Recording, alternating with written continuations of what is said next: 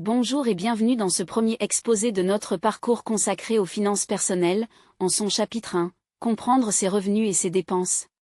Avant de poursuivre, si vous venez de prendre ce train, veuillez vous inscrire et vous abonner si vous n'êtes pas encore, pour ne rien rater à ce travail aujourd'hui et ceux à venir. Je suis Marine Guzis, et aujourd'hui, nous allons poser les fondations de toute bonne gestion financière, comprendre ce que vous gagnez et ce que vous dépensez. Pourquoi commencer par là ? Parce que c'est comme construire une maison, on ne peut pas poser les murs sans connaître la solidité du sol. Et dans la gestion de votre argent, ce sol, c'est la connaissance claire de vos entrées et sorties d'argent. Punaise à dessin rond partie 1, que appelle-t-on revenus ? Vos revenus, ce sont toutes les sommes d'argent que vous percevez régulièrement ou ponctuellement. Ne vous limitez pas à votre salaire, il existe d'autres sources de revenus qu'on oublie souvent de comptabiliser. Voici les principales. Salaire net mensuel, celui qui arrive sur votre compte, après impôts et cotisations. Revenu d'un travail indépendant ou d'un petit job complémentaire. Allocation sociale, CAF, RSA, AH, CNPS, Q-bourse étudiante. Pension alimentaire reçue.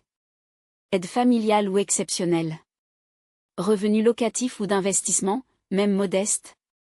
L'idée ici est simple. Faire une photographie réaliste de ce que vous gagnez chaque mois. Vous pouvez utiliser un tableau, une feuille de papier, une appli. Peu importe le support, du moment qu'il est clair. Mémo astuce, calculez votre revenu mensuel moyen si certains revenus sont irréguliers. Par exemple, une prime trimestrielle peut être divisée sur 3 mois. Punaise à dessin rond partie 2, les dépenses, où va votre argent ? Maintenant que vous connaissez ce qui entre, il est temps d'observer ce qui sort. Vos dépenses sont toutes les sommes que vous payez pour vivre, vous déplacer, vous nourrir, vous soigner, mais aussi vous faire plaisir. On les regroupe souvent en 4 grandes catégories. 1. Les dépenses fixes. Ce sont celles qui reviennent chaque mois, à montant stable ou presque. Exemple. Loyer ou crédit immobilier. Abonnement, téléphone, internet, plateforme. Assurance. Transport, abonnement de bus, essence. Remboursement de prêt. 2. Les dépenses variables. Elles reviennent aussi chaque mois, mais leur montant peut varier. Courses alimentaires. Essence. Santé. Habits. Fournitures scolaires ou ménagères. 3. Les dépenses plaisir.